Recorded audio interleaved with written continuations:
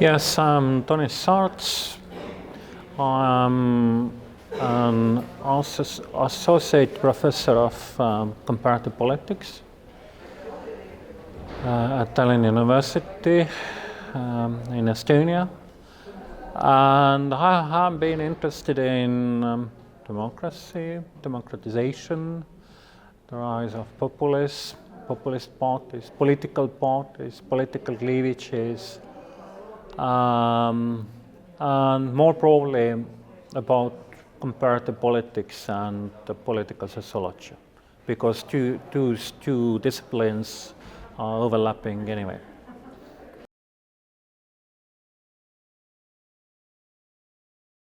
So yes, it's a bit complicated because yes, there are roughly about 27% or a bit less Russians. I mean, here only ethnic Russians are taken into account.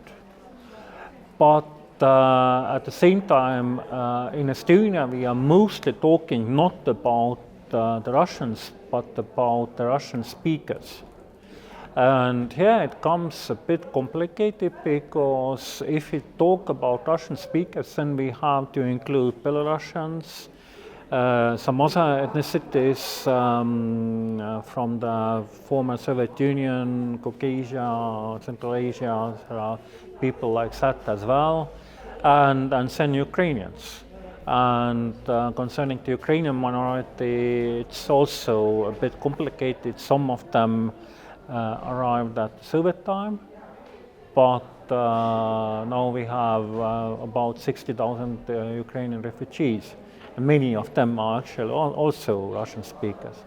So it's a bit complicated, and according to the statistics I know, we have to consider something like 32% of the population as the Russian speakers.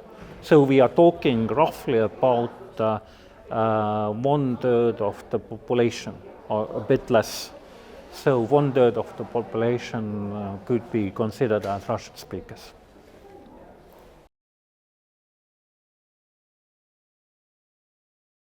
So regarding the political regime in Estonia, it could be considered a classical liberal democracy.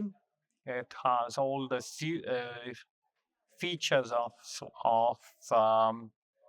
the liberal democratic regimes: free elections, free and fair elections, freedom of speech, assembly, freedom of media,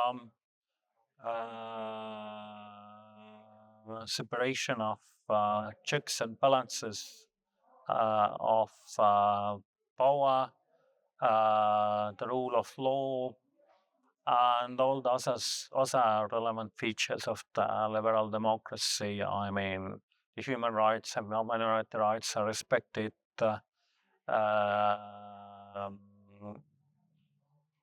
Equal citizens' rights or citizenship, and so on. Regarding electoral system, it's proportional electoral system, which is a bit more complicated than in the neighboring countries. But yes, it's a proportional system. And regarding the party system, it's a multi-party system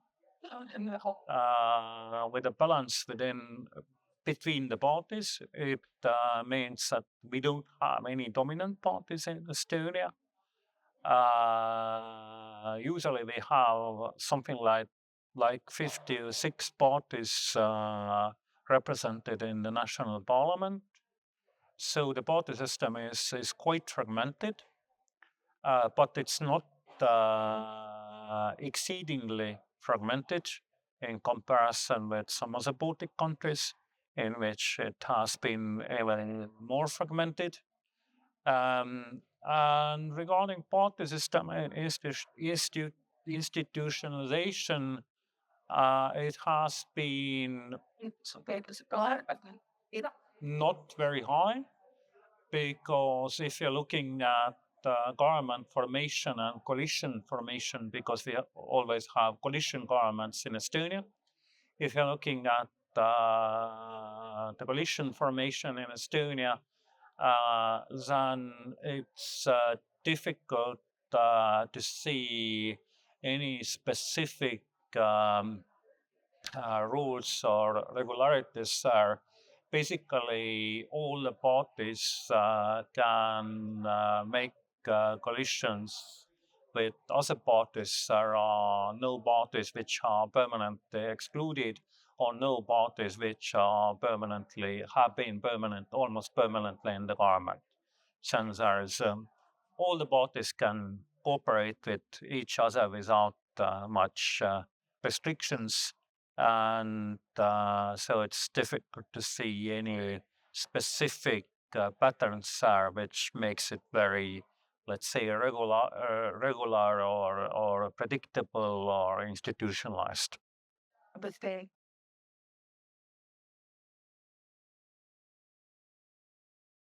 Regarding party system fragmentation, if we compare Estonia with Hungary, for example, and formerly also if we consider PIS government in Poland, then the big difference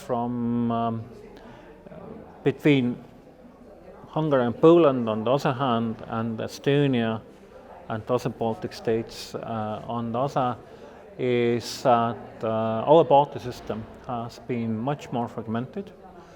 There is no party which is able to secure the parliamentary majority or legislative majority, like it happened in Poland with PIS or in Hungary with Fidesz.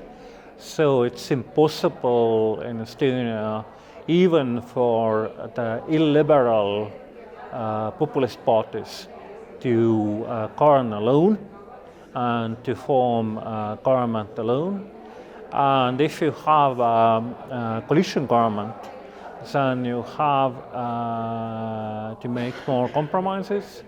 And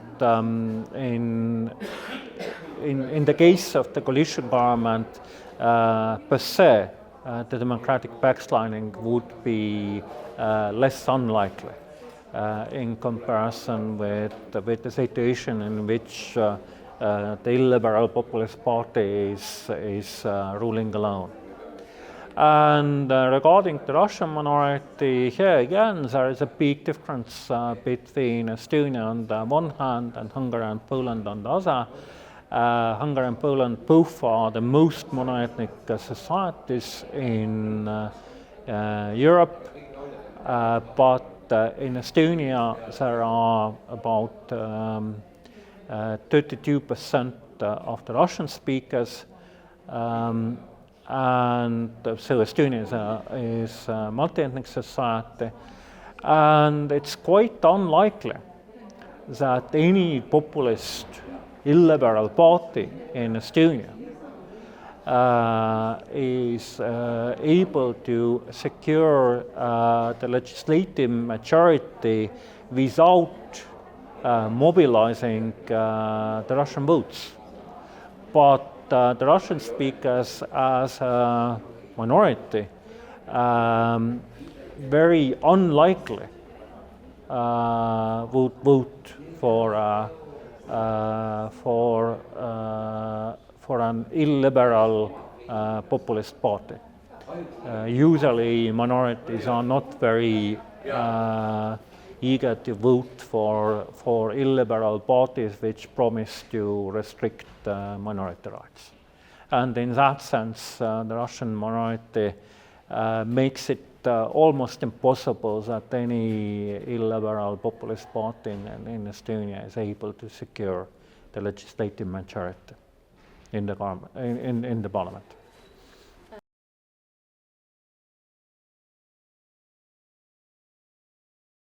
Yes, there is a plan to revoke the voting rights of the Russian minority in the local elections, but right now we are talking only about local elections.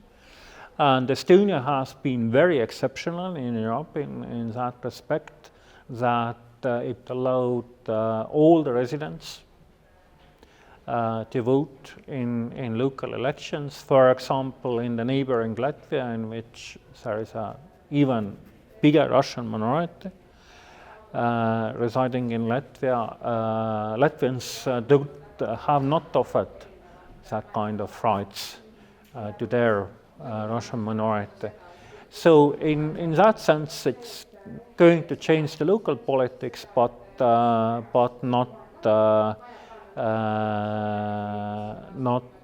domestic politics in that sense that in parliamentary elections, non-citizens, Russian citizens in Estonia have never had the right to vote.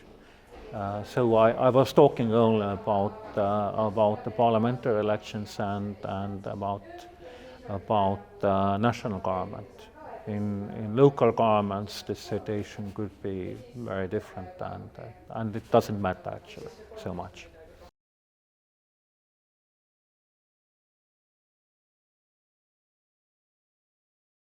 The classical example of defensive democracy is Israel. If you consider the rights and liberties of the Palestinian minority, you cannot say that they are absolutely equal with the native Jewish majority in their democratic rights. There are a lot of democratic rights which are restricted for Palestinian minority because of the national security reasons.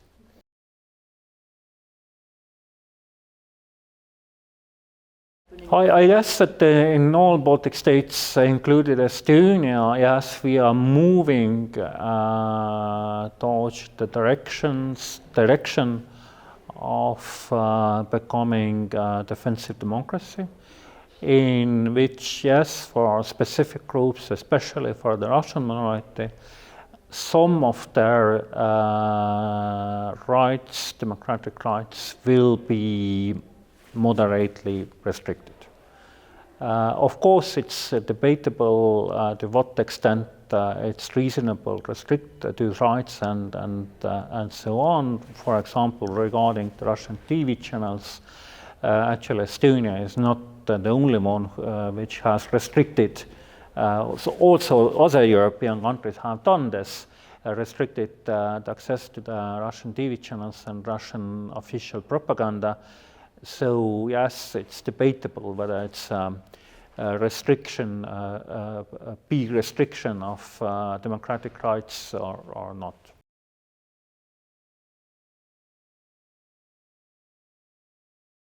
In Estonia, according to the different surveys, ethnic Estonian population has a quite uniform perception of the war. For them, Russia has been an aggressor, and they are siding themselves with Ukraine, so there is no doubt. Regarding the Russian minority, different surveys have produced different results, but very roughly about 1/3 or less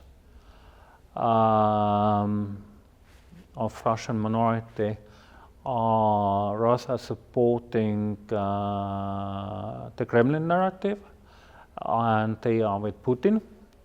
1/3 roughly is undecided, or they don't want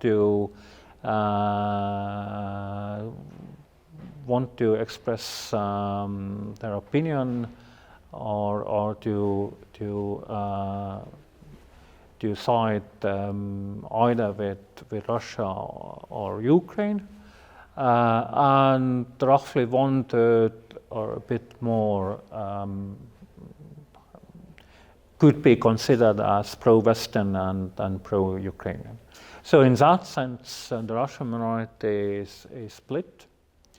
There is a clear split within the Russian minority, and it's also, what is important, it's also a generational split. Among the younger Russians, about 60%, or even roughly 2/3 of them, actually are not supporting the Russian official narrative, and they could be considered rather as pro-Western. So in that sense, yes, there is a big generational split also within the Russian minority. Western-minded younger generation versus rather, let's say, Putin-minded or more or less Putin-minded older generation.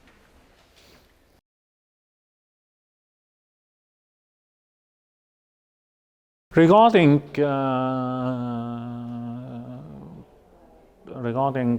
this year's military parade, I guess that one thing which was affecting the participation, why so many people turned out, was that the international security situation is very complicated, and people are quite concerned about what will happen with Ukraine, with the NATO, with Eastern Europe in general, with the Baltic states, and so on.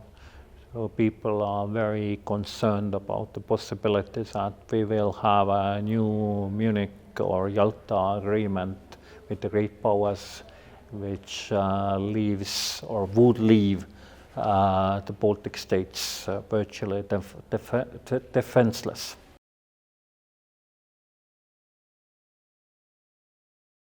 The National Independence Day is a major national holiday. So in Estonia, it has specific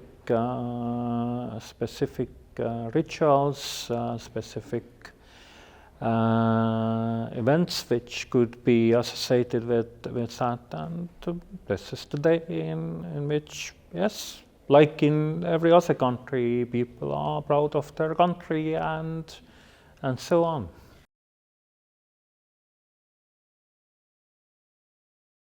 Regarding the National Independence Day military parade, actually it hasn't never been one of the highlights of the day. It has been it has always been a part of it, because it happens almost in every country. So it's a compulsory ritual. You have to have this in order to take this day and the country seriously. But the highlight has been rather the speech given by the president, and when there is reception in the main theater in Tallinn, Estonia theater, and this has been one of the major highlights of the day, not military parade. So in that sense, it's rather a civic holiday, not so much associated with some military aspects.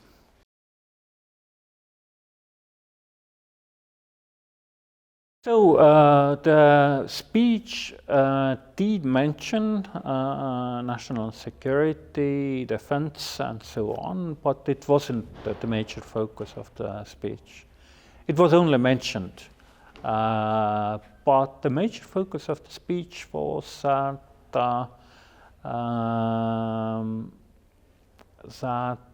we have to find some new ways how to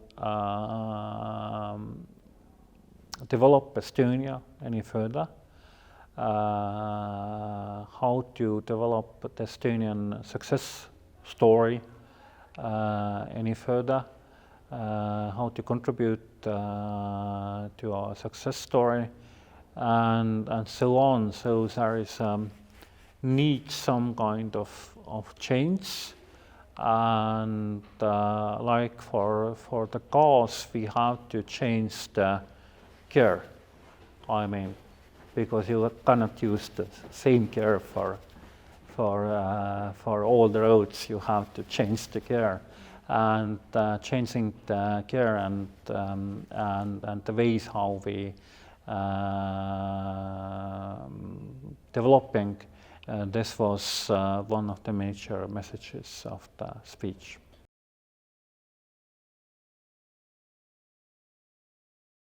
Mostly in the economy, but also in education. Changes maybe also in social sphere, because aging of the population is also one of the big challenges for Estonia. Also, the president mentioned the energy policy, which is one of the major issues, the Green Deal, environmental policy. But first and foremost, the economy and education. Those were the major focuses of his speech, and major focuses of the messages. We have to bring some change.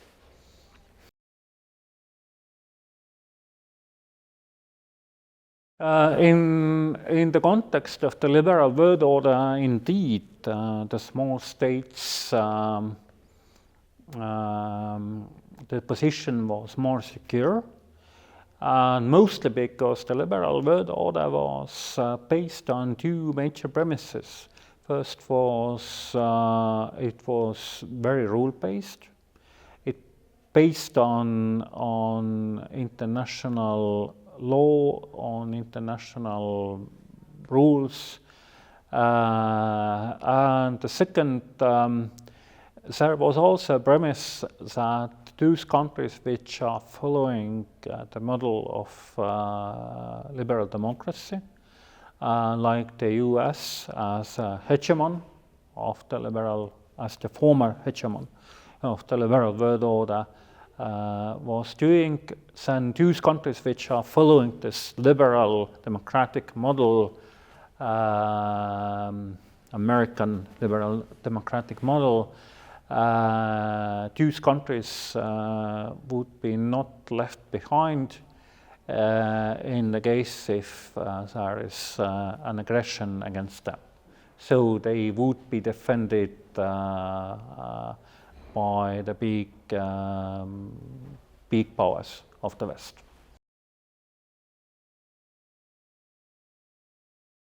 I guess that the major challenge which would raise or appear is that if the world and Europe and big European countries gradually shift away from liberal democracies.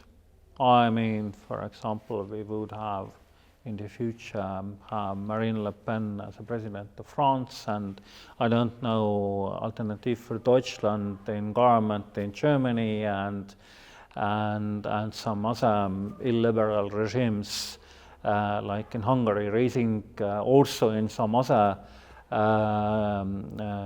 Eastern European countries.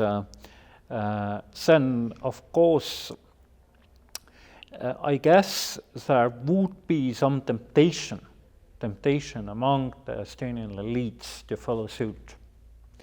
And this temptation could be not only the case of our major populist liberal party, EKRE, but also there would be case that some other conservative, national conservative parties also want to model themselves as EKRE and somehow try become more illiberal in order to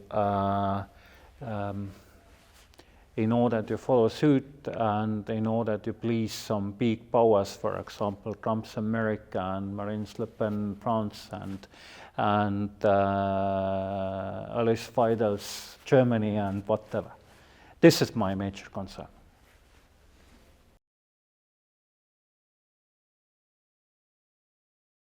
I think that here in the Baltic states and also among the Nordic countries, the perception of that war is different. Because I think that if Italians or Portuguese or French are thinking about this war, they are not thinking about this war in the way that if we are not going to stop Russia now, then Russia will be at our doorsteps. They don't see this in that way. But for the Baltic and Nordic countries, there is issue that if Russia is going to win this war, or perceives itself as a winner of that war, then probably the next targets will be or would be one of the Baltic states, and if the Baltic states get attacked, then of course this war will also involve the Nordic countries, Finland, now Sweden and others. So it's going to be a big regional conflict in the Baltic Sea region.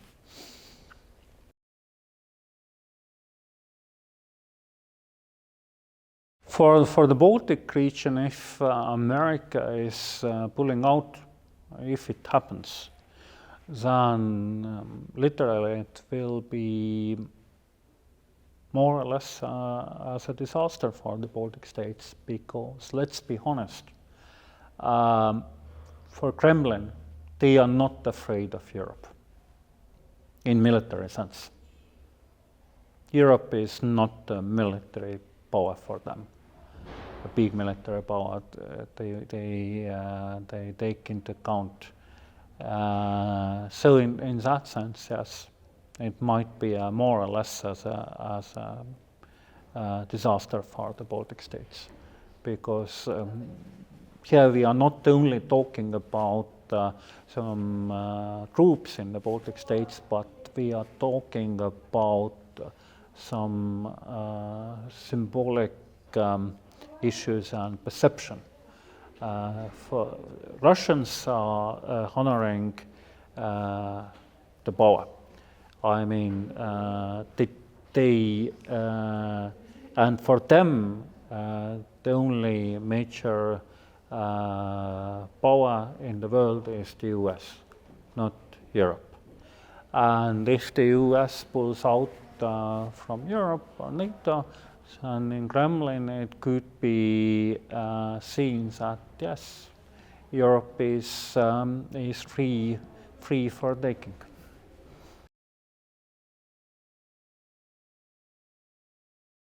I guess that in that case, of course, European countries have to contribute quite a lot to their defense, but it's going to be very complicated, because the different parts of Europe, they have very different perceptions of defense and also military risks.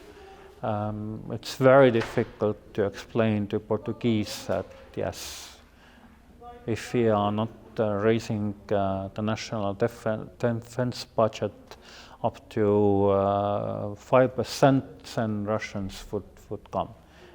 For Portuguese, it's not an argument. But for the Baltic states, it is an argument.